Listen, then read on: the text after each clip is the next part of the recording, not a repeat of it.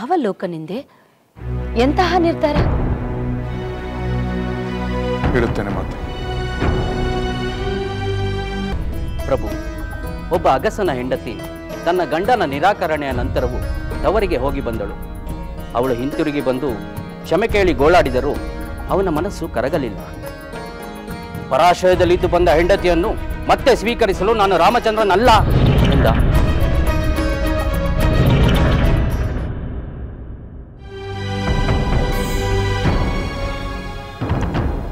ಅದು ಲೋಕನಿಂದೆ ಅಲ್ಲವೇ ಮಾತೆ? ಅಲ್ಪ ಬುದ್ಧಿಯ ಅವಿವೇಕಿಯ ಮಾತನ್ನು ಲೋಕನಿಂದನೆ ಎಂದು ಭಾವಿಸಬೇಕಿಲ್ಲ ರಾಮ. ಮಾತೆ, ಇಂದು ಒಬ್ಬನ ಮಾತು ನಾಳೆ 10 ಜನರ ಮಾತಾಗುತ್ತದೆ. ಮುಂದೆ ಅದೇ ಸಾವಿರಾರು ಜನರ ಅಭಿಪ್ರಾಯವಾಗುತ್ತದೆ. ಅದಕ್ಕೆ ಮೊದಲೇ ಅದನ್ನು ನಿವಾರಿಸಬೇಕಲ್ಲವೇ?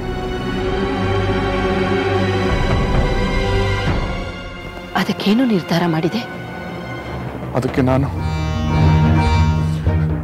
ಅದಕ್ಕೆ ನಾನು ಸೀತೆಯನ್ನು ಕಾಡಿನಲ್ಲಿ ಬಿಟ್ಟು ಬರುವಂತೆ ಲಕ್ಷ್ಮಣನಿಗೆ ಆಜ್ಞಾಪಿಸಿಬಿಟ್ಟೆ.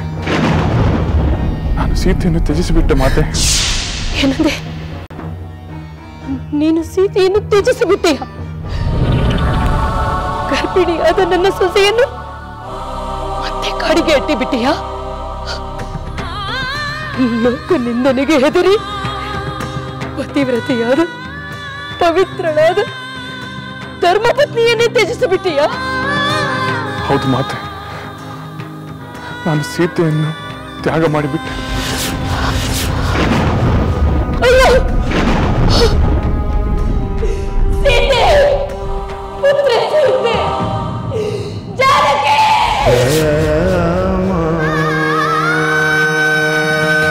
ಮಾತೆ, ಮಾತೆ, ಮಾತೆ, ನೀರನ್ನು ತೆಗೆದುಕೊಂಡು ಬನ್ನಿ. ಮಾತೆ,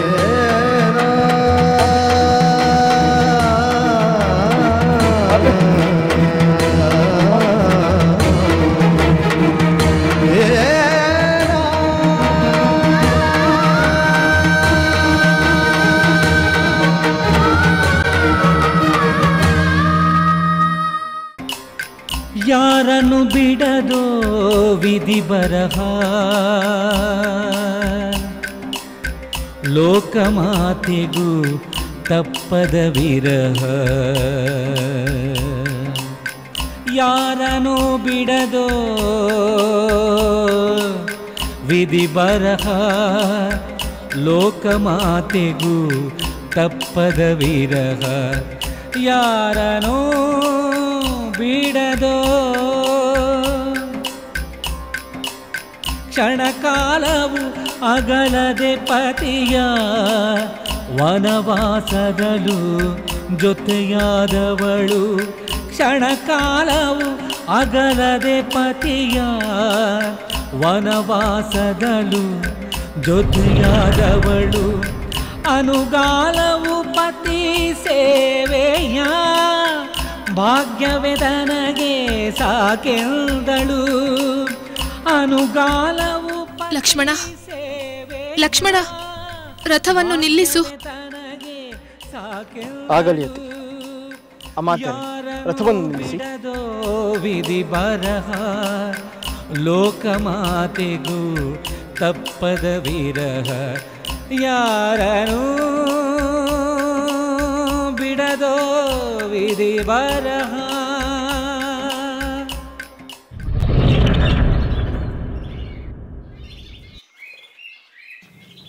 ಅಮಾತ್ಯರೇ, ಅತ್ತಿಗೆಗೆ ಆಯಾಸವಾಗಿರಬಹುದು. ಸ್ವಲ್ಪ ಹೊತ್ತು ಇಲ್ಲೇ ವಿಶ್ರಮಿಸಿಕೊಂಡು ನಂತರ ಪ್ರಯಾಣ ಬೆಳೆಸೋಣ. ಹಾಗೇ ಆಗಲಿ ರಾಜಕುಮಾರ. ಇಲ್ಲಿ ಯಾವುದಾದರೂ ಹತ್ತಿರದಲ್ಲಿ ಆಶ್ರಮವಿದೆ ಎಂದು ನೋಡುತ್ತೇನೆ. ಅಲ್ಲಿಯೇ ತಂಗಿದ್ದು ಮುಂಜಾನೆ ಗಂಗಾ ನದಿ ತೀರಕ್ಕೆ ಪ್ರಯಾಣ ಮಾಡೋಣ. ಆಗಲಿ.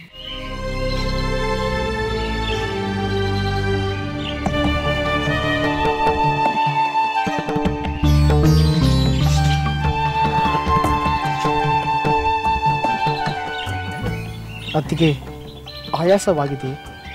ವಿಶ್ರಾಂತಿ ಬೇಕೆನಿಸುತ್ತೆಯೇ? ಲಕ್ಷ್ಮಣ, ಆಯಾಸವಲ್ಲ, ಏನೋ ವಿಚಿತ್ರವಾದ ತಳಮಳವಾಗುತ್ತಿದೆ.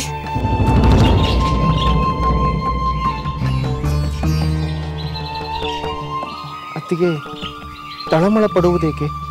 ಋಷ್ಯಾಶ್ರಮದಲ್ಲಿ ಋಷಿಪತ್ನಿಯರು ನಿಮಗೆ ಆರೈಕೆ ಮಾಡುತ್ತಾರೆ. ಲಕ್ಷ್ಮಣ, ಆ ಕಾರಣವಲ್ಲ, ಏನೋ ಹೇಳಲಾಗದ ಆತಂಕ. ಅಂತ ಆತಂಕವೇನು ಅತ್ತಿಗೆ? ಮಹಾರಾಣಿಯವರು ಆತಂಕ ಪಡುವ ಕಾರಣವಿಲ್ಲ. ಲಕ್ಷ್ಮಣ, ನಾವು ಹೊರಟಾಗಿನಿಂದ ಅಶುಭದ ಶಕುನಗಳಾಗುತ್ತಿವೆ. ನನ್ನ ಬಲಗಣ್ಣು ಅದರುತ್ತಿದೆ, ಮೈ ನಡುಗುತ್ತಿದೆ, ವಿಚಿತ್ರವಾದ ಸಂಕಟವಾಗುತ್ತಿದೆ. ಅತ್ತಿಗೆ, ನಾವು ನಿಮ್ಮ ಜೊತೆಯಲ್ಲಿದ್ದೇವೆ, ಭಯಪಡುವ ಕಾರಣವಿಲ್ಲ. ಲಕ್ಷ್ಮಣ, ಏಕೋ ನನಗೆ ಜಗತ್ತೇ ಶೂನ್ಯವಾಗಿರುವಂತೆ ಭಾಸವಾಗುತ್ತಿದೆ. ನಿನ್ನ ಸೋದರ ಕುಶಲವಾಗಿರುವರಲ್ಲವೇ?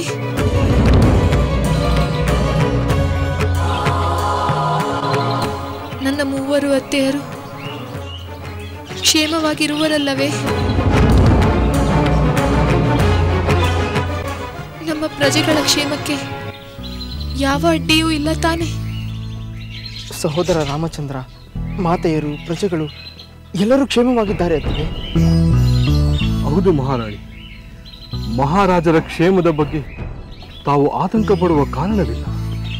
ಆದರೂ ಅಯೋಧ್ಯೆಯ ಎಲ್ಲರ ಕ್ಷೇಮಕ್ಕಾಗಿ, ನನ್ನ ಮನಸ್ಸಿನ ಸಮಾಧಾನಕ್ಕಾಗಿ ಆದರೂ ನಾನು ಪ್ರಾರ್ಥನೆ ಮಾಡುತ್ತೇನೆ. ನಿಮಗೆ ಸಮಾಧಾನವಾಗುವಂತಿದ್ದರೆ ನೀವು ಪ್ರಾರ್ಥನೆ ಮಾಡಿ ಅತ್ತಿಗೆ.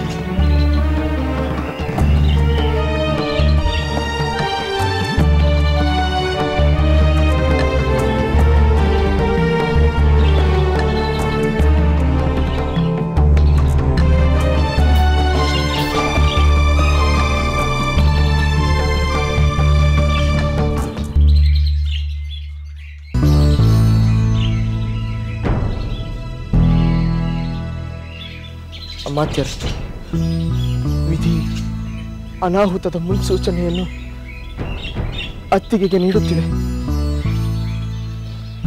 ತನಗೆ ಸಂಕಟ ಉಂಟು ಮಾಡಿದ ಎಲ್ಲರ ಕ್ಷೇಮಕ್ಕಾಗಿ ಅತ್ತಿಗೆ ಪ್ರಾರ್ಥನೆ ಮಾಡುತ್ತಿರುವುದು ಎಂತಹ ವಿಪರ್ಯಾಸ! ಸಮಾಧಾನ ಮಾಡಿಕೋ ಲಕ್ಷ್ಮಣ. ಮಹಾರಾಣಿಯನ್ನು ಕಂಡ ನಾನು ಇಲ್ಲಿಯೇ ಯಾವುದಾದರೂ ಆಶ್ರಮವಿದೆಯೇ ಎಂದು ನೋಡಿ ಬರ್ತೇನೆ.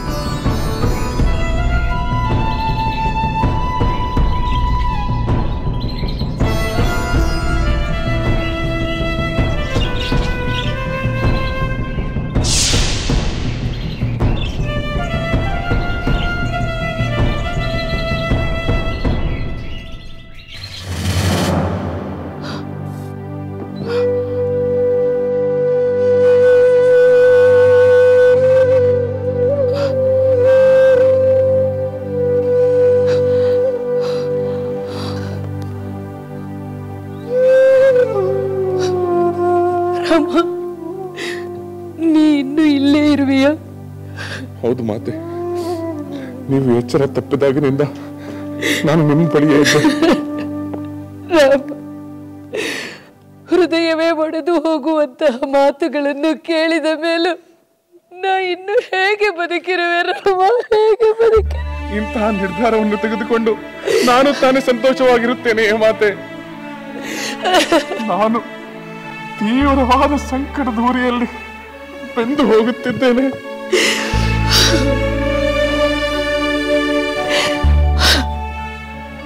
ರಾಮ, ಅಯೋಧ್ಯೆಯ ಪ್ರಜೆಗಳು ಈ ವಿಷಯವನ್ನು ಕೇಳುತ್ತಿದ್ದಂತೆ ನೋವಿನಲ್ಲಿ ನಲುಗಿ ಹೋಗುತ್ತಾರಲ್ಲ. ದಯಾಪರನಾದ ನೀನು ಇಂತಹ ನಿರ್ದಯವಾದ ನಿರ್ಧಾರವನ್ನು ಏಕೆ ಮಾಡಿದೆ? ನೀನು ನೋವನ್ನು ಅನುಭವಿಸುತ್ತ ಎಲ್ಲರನ್ನು ನೋವಿನಲ್ಲಿ ಮುಳುಗುವಂತಹ ನಿರ್ಧಾರ ಏಕೆ ಮಾಡಿದೆ ರಾಮ? ಮಾತೆ, ಅದರ ಕಾರಣವನ್ನು ನಾನು ಮೊದಲೇ ಹೇಳಿದನಲ್ಲ. ಲೋಕಾಪವಾದ ಬಂದಾಗ ಪ್ರಜೆಗಳ ನಂಬಿಕೆಯನ್ನು ಉಳಿಸಿಕೊಳ್ಳಲು ನಮ್ಮ ಸ್ವಾರ್ಥವನ್ನು ತ್ಯಜಿಸಲೇಬೇಕು. ನಮ್ಮ ಸ್ವಹಿತವನ್ನು ಕಡೆಗಣಿಸಲೇಬೇಕೆಂದು ನೀವೇ ಹೇಳಿದಿರಲ್ಲವೇ? ಹೌದು, ನಾನೇ ಹೇಳಿದೆ. ಆದರೆ ಆಗ ನೀನು ಸೀತೆಯನ್ನು ತ್ಯಜಿಸಿರುವ ವಿಷಯ ನನಗೆ ಗೊತ್ತಿರಲಿಲ್ಲವಲ್ಲ ರಾಮ, ಗೊತ್ತಿರಲಿಲ್ಲವಲ್ಲ. ನಿನ್ನ ಮಾತಿನ ಹಿಂದೆ ಇಷ್ಟೊಂದು ಘೋರವಾದ ದುಃಖವಿದೆ ಎಂದು ನನಗೆ ತಿಳಿದಿರಲಿಲ್ಲ ರಾಮ, ನನಗೆ ತಿಳಿದಿರಲಿಲ್ಲ. ನಮ್ಮ ದುಃಖ ಮುಖ್ಯವಲ್ಲ, ನಮ್ಮ ರಾಜಧರ್ಮದ ಪಾಲನೆಯೇ ಮುಖ್ಯ. ನಮ್ಮ ಪೂರ್ವಜರು ಕೂಡ ಇಂಥ ಹಲವು ದುಃಖಗಳನ್ನು ಸಹಿಸಿಕೊಂಡು ತಮ್ಮ ರಾಜಧರ್ಮವನ್ನು ಪಾಲಿಸಿದ್ದಾರಲ್ಲವೇ? ಅವರ ದಾರಿಯಲ್ಲಿ ನಾನು ನಡೆಯಬೇಕು ಮಾತೆ. ಇಂತಹ ದುಃಖಗಳಿಂದ ನಾನು ವಿಚಲಿತನಾಗುವಂತಿಲ್ಲ. ನಿಜ ರಾಮ, ನಿನ್ನ ಮಾತು ನಿಜ. ನಿನ್ನ ಆದರ್ಶಗಳನ್ನು ನಾನು ಮೆಚ್ಚುತ್ತೇನೆ, ಈ ಲೋಕ ಮೆಚ್ಚುತ್ತದೆ. ಆದರೆ ಏನು ಅರಿಯದ ನನ್ನ ಸೊಸೆ ಅಮಾಯಕಳಿಗೆ ಏಕೆ ಇಂತಹ ಶಿಕ್ಷೆಯನ್ನು ಕೊಟ್ಟೆ? ಯಾವ ಅಪರಾಧಕ್ಕಾಗಿ ಈ ಶಿಕ್ಷೆಯನ್ನು ಕೊಟ್ಟೆ ರಾಮ? ನಿನ್ನ ಕೈ ಹಿಡಿದು ಭಾಗ್ಯ ದೇವತೆಯಂತೆ ಈ ಅರಮನೆಗೆ ಬಂದಳಲ್ಲ, ಅದು ಅಪರಾಧವೇ? ನೀನೇ ಗತಿ, ನೀನೇ ಮತಿ ಎಂದು ನಿನ್ನನ್ನು ನಂಬಿ 14 ವರ್ಷಗಳು ವನವಾಸಕ್ಕೆ ಬಂದು ಪಡಬಾರದ ಕಷ್ಟಗಳನ್ನೆಲ್ಲ ಪಟ್ಟಳಲ್ಲ, ಅದು ಅಪರಾಧವೇ? ತಾನು ಪರಿಶುದ್ಧಳೆಂದು ನಿರೂಪಿಸಲು ಅಗ್ನಿ ಪ್ರವೇಶವನ್ನು ಮಾಡಿದಳಲ್ಲ, ಅದು ಅಪರಾಧವೇ? ಇಲ್ಲ, ನಮ್ಮ ವಂಶದ ಕುಡಿಯನ್ನು ಹೊಟ್ಟೆಯಲ್ಲಿ ಹೊತ್ತುಕೊಂಡು ಆಸೆಯಿಂದ ತಪೋವನಕ್ಕೆ ಹೊರಟಳಲ್ಲ, ಅದು ಅಪರಾಧವೇ? ಯಾವ ಅಪರಾಧಗಳಿಗೆ ಈ ಶಿಕ್ಷೆಯನ್ನು ನೀಡಿದೆ ರಾಮ, ಶಿಕ್ಷೆಯನ್ನು ನೀಡಿದೆ? ಮಾತೆ, ದಯವಿಟ್ಟು ಸಮಾಧಾನ ಮಾಡಿಕೊಳ್ಳಿ. ಸಮಾಧಾನವೇ? ನನ್ನ ಸೊಸೆಯನ್ನು ಕಾಡು ಪಾಲು ಮಾಡಿದ ಮೇಲೆ ನನಗೆಂತಹ ಸಮಾಧಾನ ರಾಮ, ನನಗೆ ಎಂತ ಸಮಾಧಾನ?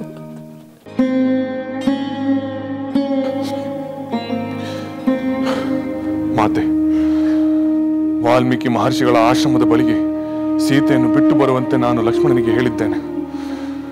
ಅವಳಿಗೆ ಖಂಡಿತವಾಗ್ಲೂ ಮುನಿಗಳ ಆಶ್ರಯ ದೊರೆಯುತ್ತದೆ. ಮುನಿಗಳ ಆಶ್ರಯ ದೊರೆಯಬಹುದು, ಆಶೀರ್ವಾದವೂ ದೊರೆಯಬಹುದು. ಆದರೆ ಯಾವ ತಪ್ಪನ್ನೂ ಮಾಡದೆ ಪತಿಯಿಂದ ದೂರವಾದನೆಲ್ಲ ಎಂಬ ದುಃಖಕ್ಕೆ ಸಮಾಧಾನ ಸಿಗುವುದೇ?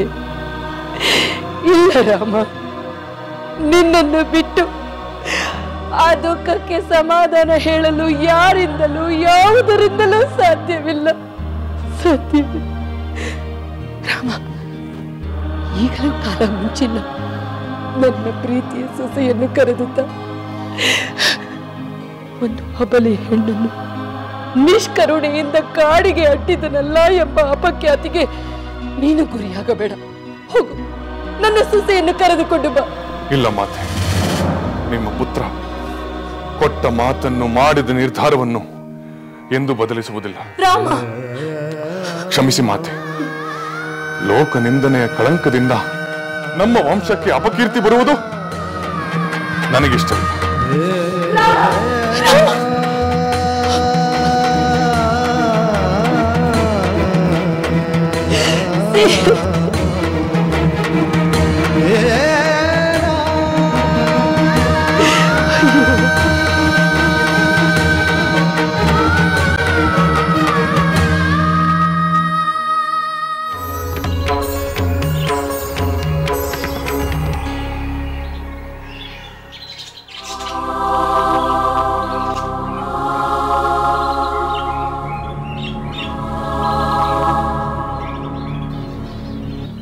ಲಕ್ಷ್ಮಣ,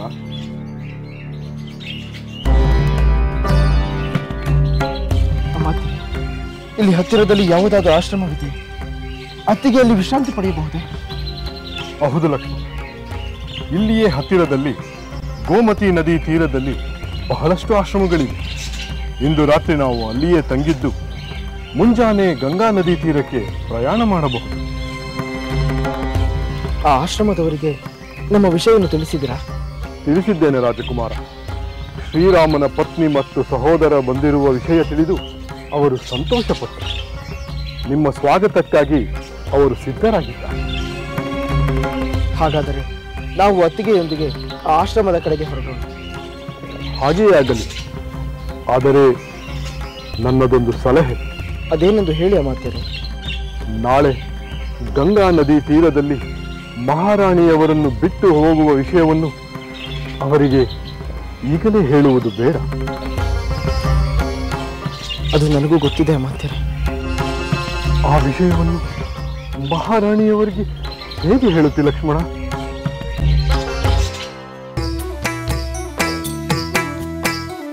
ಲಂಕೆಯಲ್ಲಿನ ದುರುಳ ದರ್ಪವು ಸೀತೆ ಸಹನೆಗೆ ಸೋತಿತು. ಅಂಕೆ ಇರದ ಅಸುರ ಕುಲವು ರಾಮ ಬಾಣಕ್ಕೆ ಅಡಗಿತು.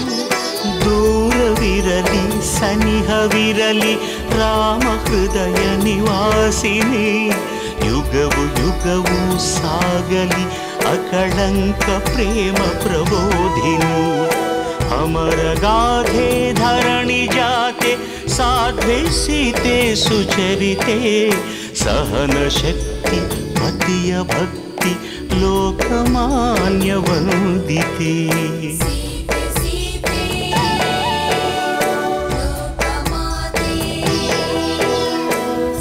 ರಾಮ ಹೃದಯ ನಿವಾಸಿನಿ ಅಕಳಂಕ ಪ್ರೇಮ ಪ್ರಬೋಧಿನಿ. ಸೀತೆ ಮಾತೆ